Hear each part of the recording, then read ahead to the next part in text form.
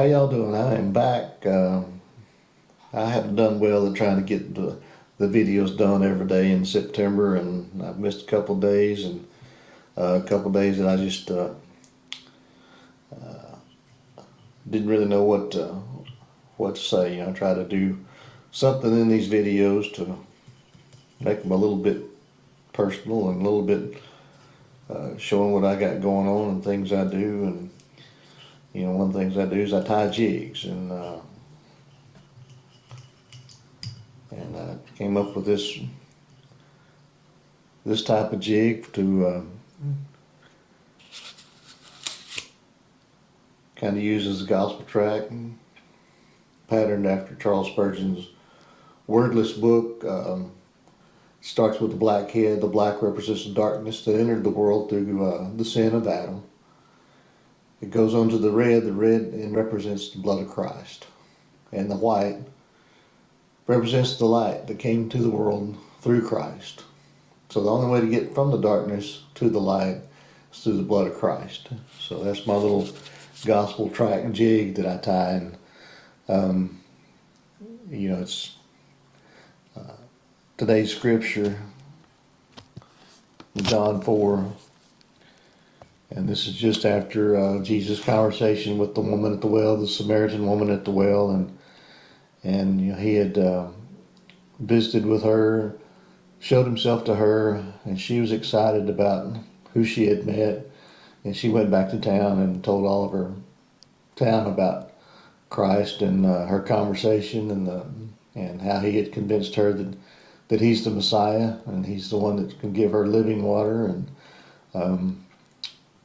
and she has gone back and told everyone in her town about it, and they are anxious to come meet Jesus for themselves.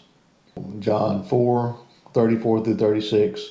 And Jesus said to them, "My food is to do the will of him who sent me and to finish his work. Do not say, 'There are still 4 months and then comes the harvest.' Behold, I say to you, lift up your eyes and look at the fields, for they are already white for harvest." You know, that was true in those days.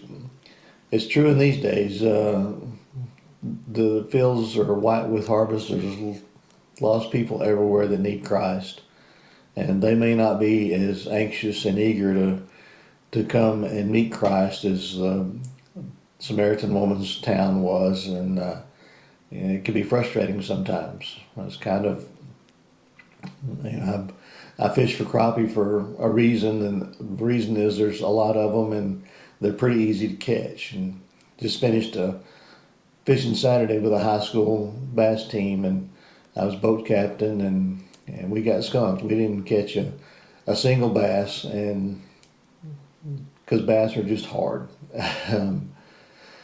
For me anyway, and even you see the pros sometimes, even on the best lakes in the country, we've seen, watching on TV, see Odd Defo, one of the top anglers ever, bass anglers ever, and fishing Lake Gunnersville, one of the best bass lakes in the nation, and he struggled to catch his 5 fish limit. I don't think he did one day in this past tournament that they had there.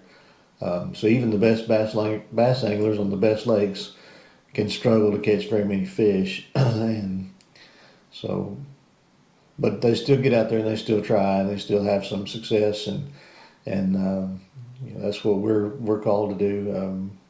I believe it's Mother Teresa that said, you know, God didn't call me to be fruitful; He called me to be faithful. And yeah, it would be nice if we could go and share and watch a whole big crowd of people come to Christ, but that doesn't happen a lot, and we just have to keep plugging and keep casting and keep our lure in the water and keep sharing the good news of Christ. And like I say, this is one way I do it through these jigs that I tie, and need to get better at it, and I need to be more faithful at it. But that's what I'm working on, and we'll see how that goes. But anyhow, thank you guys for watching, and as always, remember, ask, seek, knock.